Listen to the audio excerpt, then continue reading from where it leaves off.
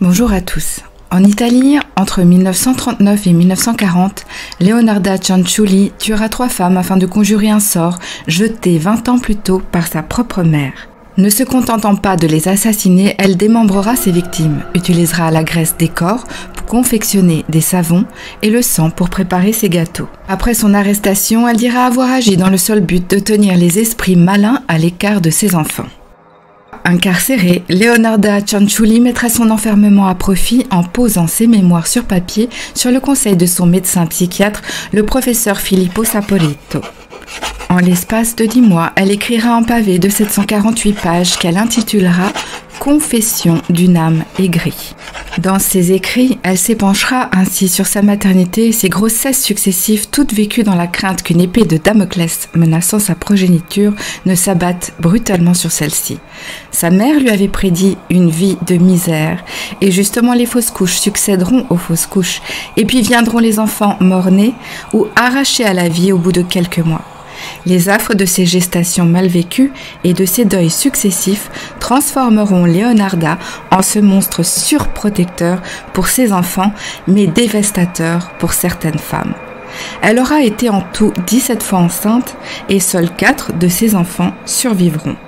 Durant 17 ans, Leonarda Cianciulli a subi et traversé dans son corps et son esprit ces bouleversements psychiques intenses, ces angoisses propres à la grossesse, vivant en plus de cela dans la peur constante de perdre un nouveau bébé. Donner la vie était pour elle la plupart du temps donner la mort. Du reste, elle n'avait personne pour la soutenir et l'épauler dans ce qu'elle traversait. Pour Leonarda, dans son esprit superstitieux, toutes ces morts s'expliquaient par la malédiction jetée sur elle par sa propre mère. Et quand les 4 enfants de Leonarda grandiront, leur mère vivra dans l'appréhension croissante que le présage maternel ne frappe encore. Si les 4 n'étaient pas mort-nés, ils mourraient tout de même prématurément un jour ou l'autre. N'y pouvant plus pour contrer une bonne fois pour toute la malédiction, Leonarda prendra un jour la pire des décisions. En plus de s'épancher dans ses prises de notes sur ses douleurs et traumatismes passés, Leonarda listera ses étranges recettes de cuisine, notamment sa fabrication de beignets à partir de sang humain. Elle prendra aussi soin de décrire en détail les meurtres qu'elle avait commis, les démembrements de ses victimes et son processus de saponification. Tout cela pour montrer qu'elle avait agi seule et que personne d'autre qu'elle n'était à blâmer. Leonarda sera du reste surnommée la saponificatrice de Corrège, puisqu'elle se servira de la graisse du corps de ses victimes pour en faire du savon. Petite anecdote, 3 ans plus tard, dans un tout autre registre, le scientifique allemand Rudolf Spanner fabriquera lui aussi des savons à partir de graisse humaine. Entre les années 1943-44, ce dernier aurait produit quelques dizaines de kilos de savon, provenant à la fois de cadavres d'un hôpital psychiatrique, d'une prison et du camp de concentration de Stuttgart. 4 ans plus tard, Rudolf Spanner, interrogé par la justice allemande, déclarera que son savon avait uniquement servi à faire des injections aux ligaments. La justice allemande ne le poursuivra pas. Mais revenons à notre saponificatrice principale, Leonarda. Cette femme superstitieuse, au caractère bien trempé, croyait aussi fermement en la magie noire. Et pour elle, au fil des ans, il devint évident que le sacrifice humain était l'unique et dernier recours pour contrer la fatalité. Qui était Leonarda? Elle est née le 18 avril 1894 à Mantel. Dès le départ, son destin prendra la pire tournure. Née d'un viol, elle sera l'enfant non désiré. Leonarda, c'est la malvenue, le fardeau, la morveuse, conçue dans la haine et la violence. Elle sera la barrière à tous les possibles envols de sa mère. La fille porte-malheur, celle qui rappelle jour après jour l'horreur de son origine. Sa mère, Serafina, sera même contrainte d'épouser son violeur, Mariano Cianciulli. Car pour ses parents, issus de la bourgeoisie italienne, il fallait à tout prix sauver les apparences et se plier aux convenances. Peu importe les états d'âme et l'affront qu'avait subi leur fille, victime, elle était avant tout coupable d'avoir ruiné leur réputation. Dès lors, piégée dans son mariage, Serafina nourrira une haine féroce et un ressentiment tenace envers sa fille. C'est elle qui avait scellé à jamais son destin, brisé sa jeunesse et ses espoirs d'amour vrai. C'est elle qui avait également mis à mal son rang, puisque Serafina, à cause de sa fille, avait dû épouser un moins que rien, un pochard sans ambition. Et pour parfaire totalement sa ruine, sa famille l'avait mise au rebut. Serafina se trouva ainsi isolée, n'ayant face à elle qu'un ivrogne raté et une petite fille en mal d'amour. Son père, absent la plupart du temps, faisait la tournée des bars, et sa mère Serafina, rongée de colère et d'amertume, se servait du moindre prétexte pour battre sa fille. Mariano, son père, décédera quelques années plus tard, et sa mère épousera 2 ans après cela un négociant en farine. Tous les 3 s'installeront dans une petite maison à Avellino. Serafina donnera là-bas naissance à 3 enfants qu'elle chérira profondément. Mais Leonarda restera toujours son souffre-douleur, son poison, son enfant martyr qu'elle était incapable d'aimer. Régulièrement battue et insultée, sa fille cherchera plusieurs fois à mettre fin à ses jours. La petite grandira ainsi sans soutien, sans amour, sans pilier sur lequel s'appuyer. Rejetée, elle était une gamine isolée et morose et souffrait de surcroît d'épilepsie. Mais elle n'était pas soignée par sa mère qui était trop occupée à dorloter ses autres enfants. À 14 ans, Leonarda devenait plutôt jolie, alors sa mère tentera de mettre à profit le potentiel et la valeur marchande de sa fille. Car à cette époque, l'époux prenait non seulement en charge sa fiancée, mais souvent les parents de cette dernière. C'est ainsi que Serafina trouvera pour Leonarda un homme de bonne famille, mais bien plus âgé qu'elle. Sa fille refusera de le rencontrer. Hors de question pour elle d'épouser un homme que sa mère lui destinait. Et surtout, elle en aimait déjà un autre, Raffaele Pansardi, un jeune homme très myope et collectionneur de ferraille, mais qu'elle jugeait honnête et qui travaillait comme commis au registre foncier. Leonarda s'enfuira avec Raffaele et Arpigna, où ils se marieront en 1914. Elle avait alors 21 ans.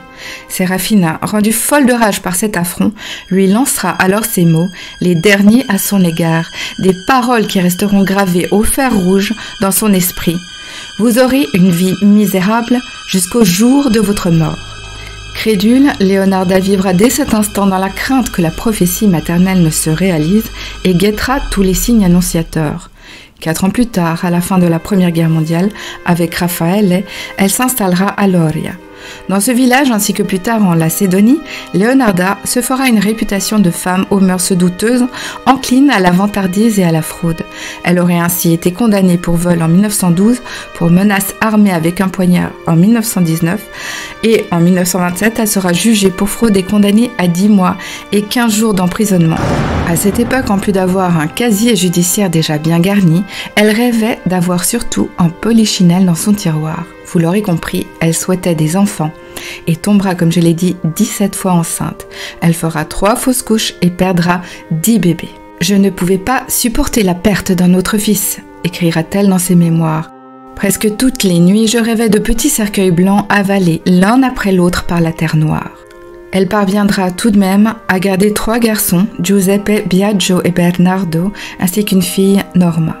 Maman comblée, Leonarda fera tout l'inverse qu'avait fait sa mère avant elle, considérant ses enfants comme la prunelle de ses yeux. Elle les chérira comme des miraculés qu'il fallait à tout prix écarter du moindre danger.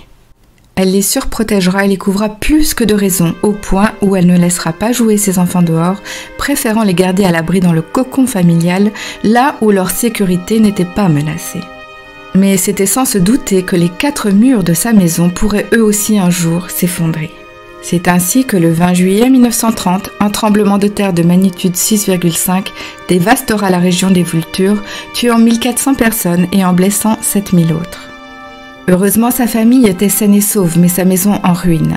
Leonarda et les siens fuiront alors dans un camp de réfugiés de la Croix-Rouge. Bien évidemment, les funestes paroles de sa mère, qui l'avait condamnée à une vie de misère, reviendront la hanter. Alors, ne sachant à quel saint se vouer, elle jugera bon de consulter des voyantes et des cartomanciennes.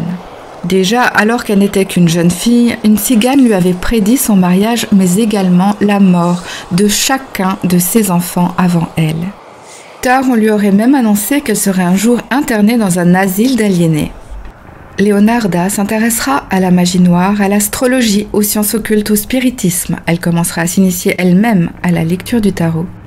Pour elle, il fallait tout mettre en œuvre pour corriger sa destinée, sans quoi ses enfants courraient un grand danger.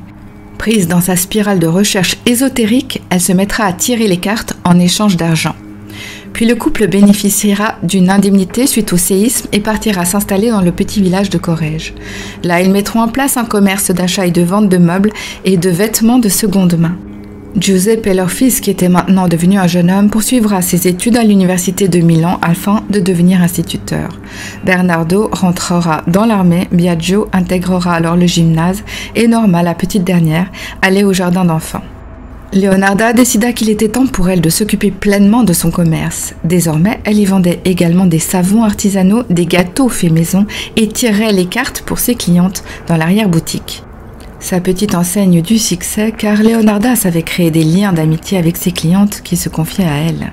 Bientôt, le couple Pansardi put s'acheter un logement plus grand situé 11 Corso Cavour.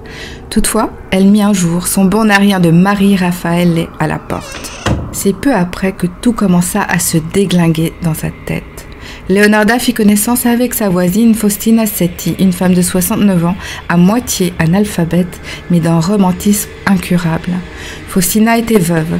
Rapidement, elle s'entendit très bien avec sa voisine Leonarda et souvent elles se rencontraient pour prendre le thé et bavarder.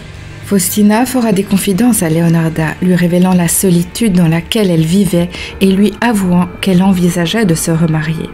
Elle était prête à quitter Corrège pour aller vivre dans une plus grande ville comme Bologne ou Milan. Leonarda lui tira les cartes et prédit à son amie des jours meilleurs. Elle allait bientôt faire la rencontre d'un homme riche de surcroît. Elle irait vivre avec lui à Milan. Quelque temps plus tard, en 1939, l'Italie se préparait à entrer en guerre. Giuseppe, son fils aîné, avait terminé ses études et travaillait à Bologne comme instituteur, mais continuait de vivre avec sa mère. Giuseppe pouvait être appelé n'importe quand. Le destin se faisait un malin plaisir à la narguer. Il était temps de repositionner les pièces sur l'échiquier et de l'avouer enfin à connaître cette misère à laquelle sa mère l'avait condamné 20 ans plus tôt. Benito Mussolini appela tous les jeunes hommes à s'enrôler dans l'armée pour partir à la guerre. Elle allait perdre son Giuseppe adoré. Elle en perdit le sommeil. C'est sûr, il allait être appelé sur le champ de bataille. Son cœur de mère saignait à l'idée de perdre son fils tant aimé. C'est là que tout se déglinguera. Elle qui avait tenu bon toutes ces années, qui avait surmonté ses mauvais démons et les avait fait battre en retraite, elle qui avait réussi à s'entourer d'amour, perdra pied et sa chute sera terrible. Leonarda se laissera définitivement happer par ses terreurs superstitieuses. Bientôt germera en elle une idée lancinante, totalement folle et macabre. Lors de son procès, elle dira qu'un jour elle avait fait un rêve dans lequel sa mère lui était apparue pour lui demander du sang frais. Désormais, elle n'avait qu'une idée en tête, tuer pour sauver. C'est alors qu'elle réalisa qu'elle avait une victime toute trouvée, sa voisine Faustina Setti. Pour être sûre, elle interrogera ses cartes qui lui confirmeront son choix. Quelques jours plus tard, elle invitera Faustina à prendre le thé dans sa maison. Grâce à Leonarda, sa voisine avait désormais un prétendant qui vivait dans la province de Pola. Du reste, elle prévoyait d'aller vivre avec ce dernier sur Milan. Son prétendant lui avait conseillé de vendre au plus vite tout ce qu'elle possédait et de retirer son argent à la banque, soit environ 50 000 lire. Comme le lui avait préconisé Leonarda, Faustina n'avait confié son projet à personne, motus et bouche cousue. Pour remercier sa voisine d'avoir joué les intermédiaires avec cet homme et de lui avoir permis de correspondre avec lui, elle avait même gratifié Leonarda de plusieurs milliers de lire. Faustina ne se doutait pas que son prétendant n'existait pas et qu'il avait été monté de toutes pièces par Leonarda. C'est elle qui avait rédigé chaque lettre, les avait postées et remis à sa voisine. Le jour du départ, Faustina, valise en main, alla faire ses adieux à son amie. Leonarda lui préparera une tasse de thé, une assiette de confiserie et servira à la veuve un verre de vin dans lequel elle fit fondre un somnifère. Les deux femmes bavarderont tranquillement jusqu'à ce que Leonarda se lève et demande à Faustina de l'attendre. Quelques minutes plus tard, sans pitié, Leonarda bandira une hache et l'abattra sur Faustina. Celle-ci hurlera d'horreur et de douleur, mais Leonarda frappera sans relâche la pauvre femme jusqu'à ce que celle-ci s'effondre sur le sol. Leonarda traînera le cadavre jusqu'à la cave et remontera au salon pour nettoyer la scène de crime et tout le sang qui s'était répandu. Elle prendra l'argent dans le sac de sa victime, cachera les deux valises dans un placard. Tout devait être propre avant l'arrivée de son fils. Le lendemain, elle achètera de la soude caustique au drugstore du village, descendra ensuite à la cave et démembrera le corps de Faustina. Elle le découpera en 9 morceaux. Leonarda récupérera ensuite le sang dans un bac et brûlera les vêtements dans la chaudière. Plus tard, elle déclarera aux autorités. J'ai jeté les morceaux dans un pot, ajouté 7 kilos de soude caustique que j'avais acheté pour faire du savon. J'ai remué le mélange jusqu'à ce que les morceaux se dissolvent dans une bouillie épaisse et sombre que j'ai versée dans plusieurs seaux et vidée dans une fosse septique à proximité. Quant au sang dans le bassin, j'ai attendu qu'il coagule. Je l'ai séché au four, moulu et mélangé avec de la farine, du sucre, du chocolat, du lait et des œufs, ainsi qu'un peu de margarine. J'ai fait beaucoup de gâteaux croquants et les ai servis aux dames qui sont venues nous rendre visite, bien que Giuseppe et moi les ayons également goûtés. Leonarda déposera ensuite à la banque une partie de l'argent récupéré dans le sac de Faustina et gardera une petite somme qu'elle cachera dans son armoire. Personne ne se souciera de la veuve Setti. Leonarda, au lieu de se dire satisfaite d'avoir pu se tirer ainsi à bon compte, sera pourtant convaincue que si elle avait pu sauver Giuseppe, la malédiction pendait toujours au nez de ses 3 autres enfants. Une vie pour une vie. Elle choisira alors une autre victime, encore une voisine, Francesca Clementina Soavi, une célibataire enseignante de maternelle sans enfant qui venait de perdre sa mère et voulait refaire sa vie dans une autre ville. Leonarda lui proposa son aide. Elle lui assurait connaître une directrice d'école pour filles à Plaisance. Sans aucun doute pourrait-elle l'embaucher. Pour détourner les soupçons le plus longtemps possible, Leonarda la convaincra même d'écrire des cartes postales à sa famille pour s'excuser de son absence. Le scénario se répète. Après l'avoir tué, Leonarda lui dérobera son peu d'argent et se chargera de vendre tous ses biens. Son fils Giuseppe, quant à lui, se serait rendu à Plaisance pour envoyer des lettres que Francesca avait rédigées avant sa mort. La 3e et dernière victime sera une ancienne cantatrice, Virginia Cacioppo, âgée de 59 ans. Elle avait jadis chanté à la Scala. C'était une femme divorcée et sans enfant. De passage dans la ville, elle rendait visite à ses parents. Leonarda, qui connaissait justement un impresario à Florence, lui proposa d'être son intermédiaire. Elle lui écrira à sa place, une chance inespérée pour Virginia. Leonarda lui demandera évidemment de rester discrète. En échange de ses bons et loyaux services, Virginia lui remettra 5000 lire ainsi qu'une chaîne et une gourmette en or. La cantatrice était à milieu de se douter que sa charmante voisine abattrait bientôt sur elle sa hache. À son tour, Virginia finira dans le gros chaudron de soude caustique et sera transformée en savon et en petits gâteaux. Elle s'est retrouvée dans le chaudron comme les 2 autres. Sa chair était grasse et blanche. Quand elle avait fondu, j'ai ajouté une bouteille d'eau de Cologne. Et après un long temps d'ébullition, j'ai pu en faire un savon crémeux acceptable. J'ai donné des pains à des voisines et à des connaissances. Les gâteaux aussi étaient très bons. Cette femme était vraiment délicieuse. Mais cette fois-ci, l'absence de Virginia préoccupera son entourage. La belle-sœur de cette dernière déclara qu'elle était certaine de l'avoir vue entrer chez Leonarda le jour de sa disparition. Une enquête sera alors ouverte. Quelque temps plus tard, un banquier d'une commune voisine appellera le commissariat. Il avait reçu un bon au trésor d'une valeur de 5000 lire remis en main propre par Leonarda, et le bon était au nom de Virginia. La police se rendra immédiatement au domicile de la savonnière. Leonarda, sans aucune résistance, avouera les 3 meurtres. La police sceptique se demandait comment cette femme de 45 ans, mesurant 1,50 m et pesant environ une 50aine de kilos, aurait pu commettre ces 3 meurtres. Et Leonarda affirmait qu'elle était seule responsable de ces crimes. Pour le leur prouver, elle fit descendre les agents dans la cave pour leur dévoiler la façon dont elle avait procédé. Elle leur montra le chaudron. Du placard, elle sortit la valise de Francesca, les bijoux de Virginia et quelques liasses de billets appartenant aux disparus. Leonarda sera immédiatement arrêtée, mais en raison de la guerre, elle restera 6 ans en détention. Ce n'est qu'en 1946 que pourra s'ouvrir le procès de la savonnière cannibale de Corrège. Lors de son procès, Leonarda se comportera avec défiance, surtout parce qu'on accusait Giuseppe d'avoir été son complice. Il était hors de question pour elle que ce dernier soit accusé de quoi que ce soit. Elle proposa donc au juge de lui montrer comment en 20 minutes elle pouvait démembrer sans l'aide de personne encore et obtint du juge l'autorisation d'effectuer une démonstration sur un gendarme. C'est ainsi que devant le tribunal stupéfait, elle mimera avec des gestes déterminés comment elle avait procédé, d'abord en coupant à l'épaule et ainsi de suite. Je n'ai fait que protéger mes enfants des aléas de la vie, moi qui ai tant souffert. Elle n'avait aucun remords pour les crimes commis et dira cette étrange phrase avec une certaine fierté patriotique. J'ai donné la louche de cuivre avec laquelle j'ai écrémé la graisse des bouilloires à mon pays qui avait si besoin de métal pendant les derniers jours de la guerre.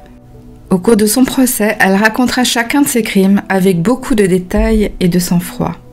Dans la salle, un voisin de Leonarda émettra à haute voix des doutes sur les crimes qu'elle avait commis. Sans hésiter, elle dardera sur lui ses yeux noirs et brillants, disant « Si je relève ma jupe, je te sèche complètement et tu verras. » Leonarda aimait être le centre de l'attention, la cannibale sanguinaire et sans pitié.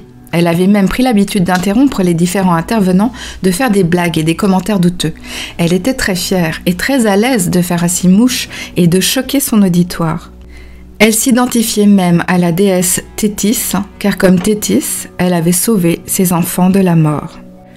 Au terme de son procès, Leonarda, qu'on appelait la Cianciulli, sera considérée, bizarrement, comme semi-folle. Elle sera condamnée à 30 ans d'emprisonnement et à 3 ans d'internement psychiatrique. Elle mourra le 15 octobre 1970 à 77 ans d'un accident vasculaire cérébral à l'hôpital psychiatrique de Pozzuoli, près de Naples. Une religieuse de la prison interrogée se souviendra d'elle en ces termes. Malgré le peu de moyens dont nous disposions, elle nous préparait des gâteaux très savoureux, mais aucun prisonnier n'osait cependant jamais en manger. Voilà pour l'histoire de Leonarda Cianciulli. N'hésitez pas à me dire ce que vous en avez pensé. Mille merci à ceux qui likeront cette vidéo et à tous les nouveaux abonnés. À très bientôt.